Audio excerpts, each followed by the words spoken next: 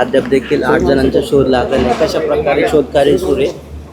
शोधकार्य आपण पाहत आहात. सुदैवाने पाऊस नाही आहे, त्यामुळं जलद गतीने चालू आहे. परंतु याच्यापेक्षा जलद गतीने करण्यासाठी आता प्रशासनाला सूचना देण्यासाठी आम्ही आलेलो आहे. यंत्रणा तुटपुंजी पडताना दिसते. अधिकची यंत्रणा राबवून शोधकार्य जलद गतीने करावं अशी नातेवाईकांनी मागणी केली. यंत्रणा वाढवण्यात येणार आहे. नक्कीच त्यांची मागणी रास्त आहे.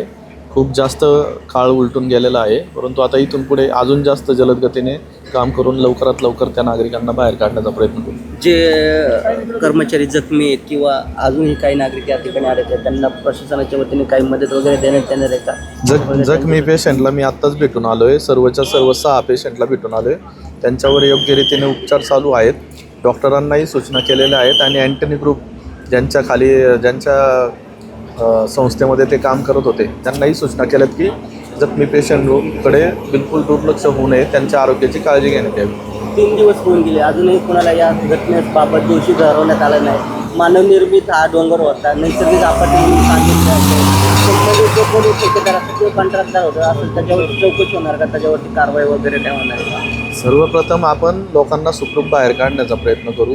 त्यानंतर अशी घटना पुन्हा घडू नये यासाठी मुख्यमंत्री साहेबांपुढे मी आज संध्याकाळी भेटणार आहे. त्यांना संपूर्ण घटनेची माहिती देणार आहे आणि जर काही त्याच्यात चुकीचं घडत असेल तर त्यावर नक्कीच कारवाई होईल. गेल्या कित्येक वर्षापासून अशाच प्रकारे हा कचरा रिंगवर उभारला जातं, मात्र कुठल्याही प्रकारचं याच्यावरती बायोमायनिंग केलं जात नाही.